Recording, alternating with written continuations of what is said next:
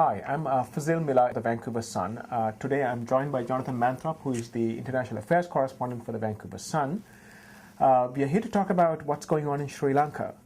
Jonathan, it seems like there are Tamils protesting in Toronto and everywhere else in London and other places over what's going on in Sri Lanka. Yeah. What is going on in Sri Lanka? Well, we seem, Fazil, to be close to the end of what is now a 26-year civil war. The government forces have been on an offensive for about 18 months or so.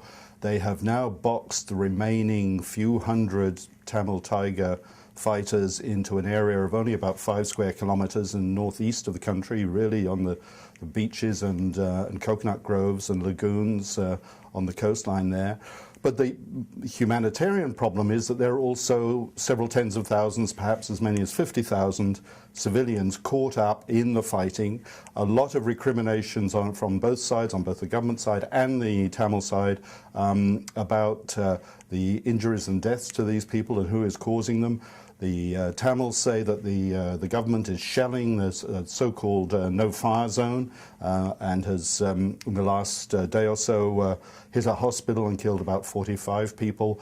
Tamils also say that over the weekend, several hundred people in the zone were killed by government artillery. Government denies it. Government says that the Tamils are using these people as human hostages and is trying to engineer a ceasefire with backing from the Tamil communities in various cities, as you referred to.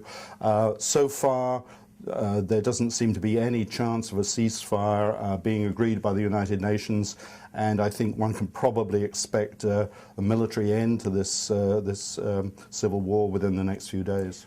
What are they fighting? I mean, can you give a sense Sure. of what's going on in terms of what the battle is about, and whether there has been any overtures over the years to come up with some sort of negotiated settlement over this problem, which has been going on for almost 25 years? Yeah, the story really goes back to 1948 when Sri Lanka, then called Ceylon, obtained independence from Britain, and the population of the country is made up of several groups, but the majority are Sinhalese. The largest minority are the Tamils, some of whom are indigenous to the island, others of whom were brought there by Britain to work on plantations, but also who became a sort of professional civil service. So after independence, there was a good deal of discrimination against the Tamils by the Sinhalese, who were a very nationalist mood. This went on for many years. The Tamils were deprived of government jobs. Their opportunities for education were limited. And this, in 1983, became a full-blown insurrection by the Tamils who wanted a homeland in the north.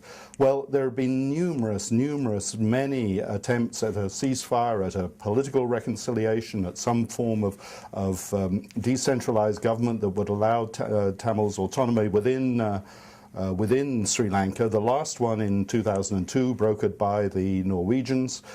These have all collapsed, and they've all collapsed in large part because I think bad will on both sides, one has to say. There are no guys in white hats in this affair. There's been atrocities on both sides. But I think that the Tamils have always felt that because of their support from their diaspora in various countries of Europe and North America, that they might in the end get full independence. And that has, I think, been a major catalyst in keeping the civil war going.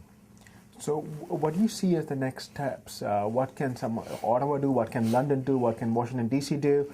And do you see this as some sort of, you're going to have a military solution perhaps in the short term, but is there room for a negotiated settlement, kind of a decentralized government perhaps? I think that's what has to now be the objective. I think we've got to the point where it's clear there has to be a military solution to the civil war itself, and I suspect we're going to see that in the next few days, if not the next few hours.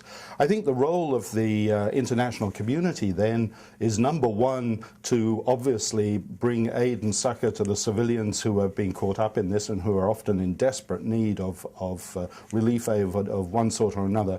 But I think then the important role for the international community is to ensure that there is goodwill on both sides and a real attempt to produce a constitution for Sri Lanka that gives the Tamils proper autonomy within the Sri Lankan state, and it's going to require, I think, pressure on the Colombo government, the Sinhalese-dominated Colombo government, to ensure that. But I think there's a huge job of reconciliation to do here. The recriminations between the two communities over really what is now over 60 years, has been huge, and there are deeply ingrained hostilities and suspicions which are going to take a long time to deal with, and the international community can play a role in that. Thank you. That was Jonathan Manthrop, who joined us to discuss what's going on in Sri Lanka.